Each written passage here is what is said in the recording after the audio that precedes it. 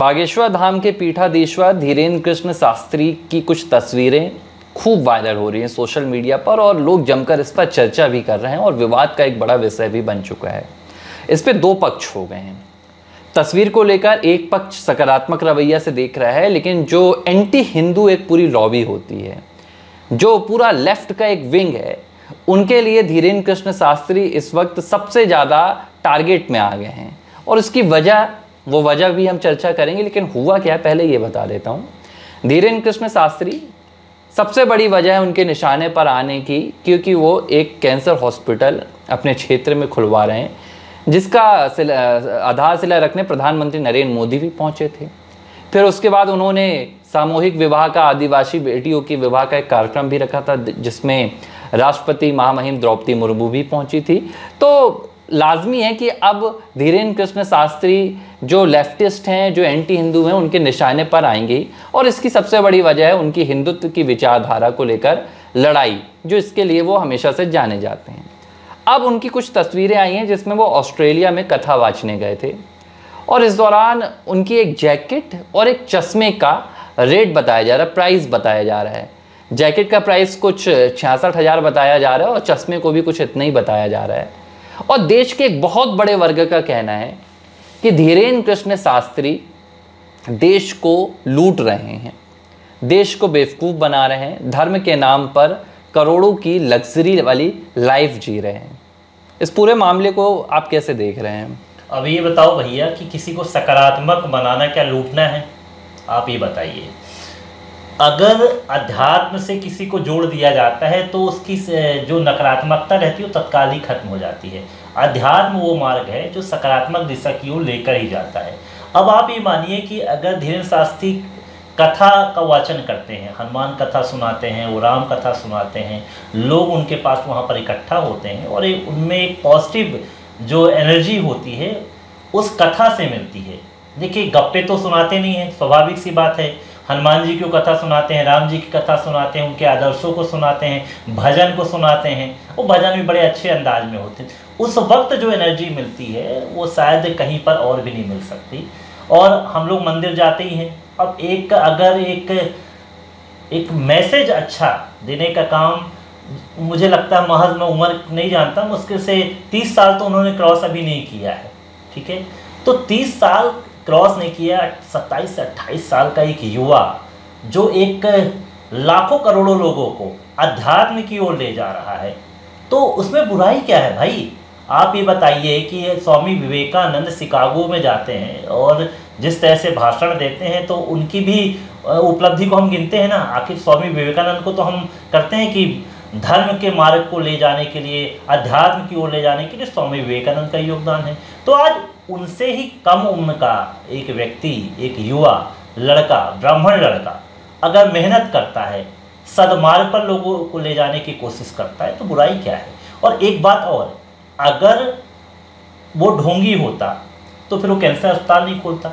व्यक्ति इलाज की ओर तो बढ़ाना चाह रहा है ना। अब वहाँ पर कैंसर अस्पताल खोला जा रहा है तो वहाँ पर वो दरबार तो नहीं लगाएगा ना, कि दरबार लगाएगा, वो तो इलाज ही करवाएगा। और जाहिर सी बात है, मैं जितना बता दूं कि जो हमारे साधु संत हैं, विशेषकर साधु संत जो ब्राह्मण समाज से आते हैं, मैं खुलकर बोलता हूँ मैं, और मैंने इतिहास देखा है, उन साधुओं का भी इतिहास देखा है जो दूसरे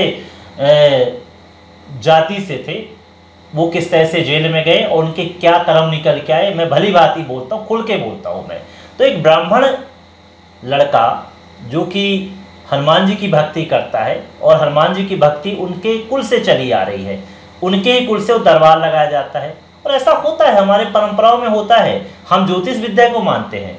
हम कोई अगर अच्छा काम करने के लिए जाते हैं तो हम सबसे पहले पंडित जी से यही पूछते हैं, ज्योतिषी से, कि भैया कोई मुहूर्त अच्छा सा बताएं। अच्छा, ये जो बात निकल कर आई, इसका जवाब भी धीरेन्द्र कृष्ण शास्त्री ने दिया। उन्होंने कहा कि भाई ठंड लग रही थी, किसी शिष्य से कहा कि भाई जैकेट ले आओ पहनने के लिए, ठीक है, तो उसने लाकर दे दिया। वो जैकेट कितने की है, धीरेन्द्र कृष्ण ये तो उनसे पूछेंगे नहीं। ये शिष्य का भाव है कि उन्हें वो 66,000 की दे या 66 लाख की दे दे। आंखों में जलन हो रही थी तो कहा चश्मा दे दो, तो किसी ने चश्मा पहना दिया। अब वो चश्मा गुच्ची का है या वो चश्मा किसी और का है, धीरेन्द्र कृष्ण शास्त्री को तो इस बात का मुझे लगता है कि आइडिया भी नहीं होगा। लेकिन भाई सवाल ये उठ रहा है कि सिर्फ चश्मा लगा लेने से आपका ये कह देना कि धीरेन्द्र कृष्ण शास्त्री ढोंगी हैं, सिर्फ एक जैकेट पहन लेने से आपका ये कह देना कि धीरेन्द्र कृष्ण शास्त्री पाखंडी हैं, ये हिंदू संतों के खिलाफ, हिंदू साधुओं के खिलाफ बोलने का अधिकार आखिर मिल क्यों जाता है? आप देखिए कि इनकी जुबान किसी मौलाना के लिए नहीं खुलेगी, किसी पादरी के लिए इनकी जुबान नहीं खुलेगी। ये कभी नहीं कहेंगे कि कोई पादरी पाखंड फैला रहा है या कोई मौलाना जो पृथ्वी को चपटी कहीं ना कहीं बताते रहते हैं, आप उनसे उनका तुलनात्मक अध्ययन नहीं होगा, उनका पर्दाफाश नहीं होगा। लेकिन अगर कोई हिंदू साधु है, अगर उसने एक जैकेट पहन लिया तो उसे ढोंगी बता दिया जाता है। भाई धीरेन्द्र कृष्ण शास्त्री ने खुलकर कहा कि वो 66,000 क्या 2 लाख की भी पहन लेंगे, उनके लिए पैसा मायने ही नहीं रखता है। अगर पैसा मायने रखता तो वो हजारों करोड़ का कैंसर हॉस्पिटल नहीं खुलवाते, अपने पास रखते। पैसे से अगर उन्हें मोह होता तो हजारों करोड़ की संपत्ति खुद बनाते। भाई अगर आज वो कैंसर हॉस्पिटल खुलवा रहे हैं तो साफ बात है कि उनको पैसों से तो कोई मोह है नहीं। अरे भाई ये बड़ा बड़ा चश्मा, ऐसा एक चश्मा जो है ना, ये जो कुछ लोग लगा के बैठे हैं, काला चश्मा, ऐसा चश्मा लगा के बैठे कि कुछ उनको दिखता नहीं। ग्वालियर जिले में अभी 2500 बौद्धिस्ट बन गए हिंदू, जो खासकर मैं जानता हूं कि एसटी समाज के रहे होंगे, ठीक है। और वहां पर शपथ दिलाई गई कि हम ब्रह्मा को नहीं मानेंगे, विष्णु को नहीं मानेंगे, महेश को नहीं मानेंगे, हमारे घरों में इनकी जो मूर्तियां रखी उनको हम फेंक देंगे। तब किसी की जुबान नहीं खुली। अब धीरेन्द्र शास्त्री से चिढ़ किस बात की है? क्या है कि धीरेन्द्र शास्त्री जो है ना, अध्यात्म के बलबूते पे धर्मांतर भी नहीं होने देते हैं। वो कहते हैं कि मैं हिंदुओं के लिए अलग गांव बना लिया, एक गांव बना लिया, एक शहर बना लूंगा मैं। इससे भी इनकी चिढ़ है। हिंदू राष्ट्र की मांग है, हिंदू राष्ट्र की मांग है। सबसे बड़ी समस्या इनकी है ये जो धीरेन्द्र शास्त्री का चश्मा और जैकेट देख रहे हैं ना, तो 2500 जो बौद्धिस्ट बने तो उनको नहीं देख रहे हैं। अब बोल दूंगा कि इतिहास के पन्ने पे पीछे जाओ फिर, कि जिसको ये मानते हैं उसने सबसे बड़ा धर्मांतरण कराया था, तब भी उनकी जुबान बंद थी। देखिए मसला आप समझिए क्या है। मसला ये है कि धीरेन्द्र कृष्ण शास्त्री इस वक्त वो धर्मगुरु हैं जो सिर्फ कथाओं तक सीमित नहीं है, जो सिर्फ अध्यात्म तक सीमित नहीं है, बल्कि राष्ट्रीय चेतना वाले एक साधु हैं, एक संत हैं, एक महात्मा हैं, कथावाचक हैं। हालांकि वो तो खुद भी कहते हैं कि मैं तो साधु संत नहीं हूँ, ये उनकी कहीं ना कहीं विनम्रता है। लेकिन धीरेन्द्र कृष्ण शास्त्री की खास बात यह है कि वो हिंदुत्व पर खूब जोर देते हैं। हिंदुत्व जो कमज़ोर हो रहा था उस पर वो अपना कहीं ना कहीं प्रभाव रखने की कोशिश करते हैं। उनके समर्थक हैं जिनको वो हिंदुत्व की विचारधारा पर आगे बढ़ाते हैं। अब ये जो एक दल है जो एंटी हिंदू लॉबी है, इसके पास दरअसल धीरेन्द्र कृष्ण शास्त्री के खिलाफ बोलने के लिए कुछ नहीं है। खूब सीक्रेट ऑपरेशन हुए, हिडन ऑपरेशन हुए, धीरेन्द्र कृष्ण शास्त्री के दरबार को कहीं ना कहीं पाखंड दिखाने की कोशिश हुई, कोई नहीं पकड़ पाया। धीरेन्द्र कृष्ण शास्त्री के खिलाफ और भी कई जाल रचे गए, कोई नहीं पकड़ पाया। उनके भाई के खिलाफ साजिशें रची गई, कोई नहीं पकड़ पाया। अब भाई कुछ है नहीं बोलने के लिए तो क्या करें? तो भाई ये तस्वीर आ गई, बोले एक काम करो, चलो रगेड़ो, इनके चश्मे का दाम दिखाओ।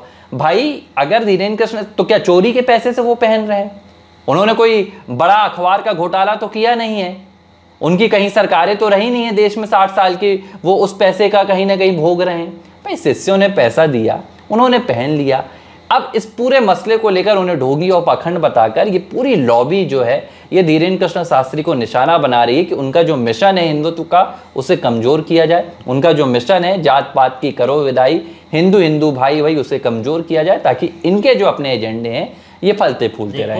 वो व्यक्ति जो है धीरेन्द्र शास्त्री ऐसा लड़का है, ब्राह्मण लड़का है, जो कि ज़्यादा पढ़ा लिखा भी नहीं है, लेकिन उसको अध्यात्म का बहुत अच्छा ज्ञान है और उस अध्यात्म के बलबूते भक्ति उसमें अंदर है, उसी भक्ति के बलबूते वो लड़का आगे बढ़ रहा है और उसमें कोई छल कपट नहीं है। वो मंच से बिल्कुल कुछ सोचता नहीं बोलने के लिए, जो मन में आया बोल देता है और बढ़िया बेबाकी से बोलता है। लेकिन साधु संतों का सम्मान किस तरह से किया जाता है वो भी आप देखो। विनम्रता जो होती है उसके सामने आप कभी दुत्कारते हुए मत देखना कि कभी धीरेन्द्र शास्त्री किसी को दुत्कारा हो। एक छोटा सा बच्चा एक बुजुर्ग माता जी से भी समान रूप से बातचीत करता है, उसमें पता है, उसने परिस्थितियों को देखा है, उस गरीबी को देखा है और ये धर्म अध्यात्म के बलबूते पर ही वो आगे बढ़ा है। वो पैसे के लिए थोड़ी वो ये कर रहा है, वो तो अध्यात्म की कृपा ऐसी है, भक्ति की ऐसी कृपा है कि उससे काम करवाया जा रहा है। आज जो कैंसर अस्पताल बन रहा है, आज जो ये दरबार लग रहा है, उसके पीछे भगवान की प्रेरणा है। तो भगवान की प्रेरणा से चलने वालों के साथ ऐसे लोग घेरने की कोशिश करते हैं। कुछ ऐसे राक्षस होते हैं जो ऊपर से हड्डियां तो डालेंगे, तो आज हड्डी डाल नहीं रहे हैं देखिए, बड़ी ताज्जुब की बात यही है कि जब धीरेन्द्र कृष्ण शास्त्री ने वो कैंसर हॉस्पिटल की आधारशिला रखी तो ये तमाम लोग पता नहीं कौन सी गुफा में चले गए थे, इन्हें वो तस्वीर नजर नहीं आई। लेकिन आज हमारे धीरेन्द्र कृष्ण शास्त्री काफी अच्छे भी लग रहे हैं उस चश्मे में, काले चश्मे में, जैकेट में, तो वो तस्वीरें भी इन्हें कहीं ना कहीं इनकी आंखों में जाकर लग रही है, तो लगने दीजिए, कोई दिक्कत नहीं है। ABC हिंदी न्यूज, आज ही जुड़िए हर खबर के साथ।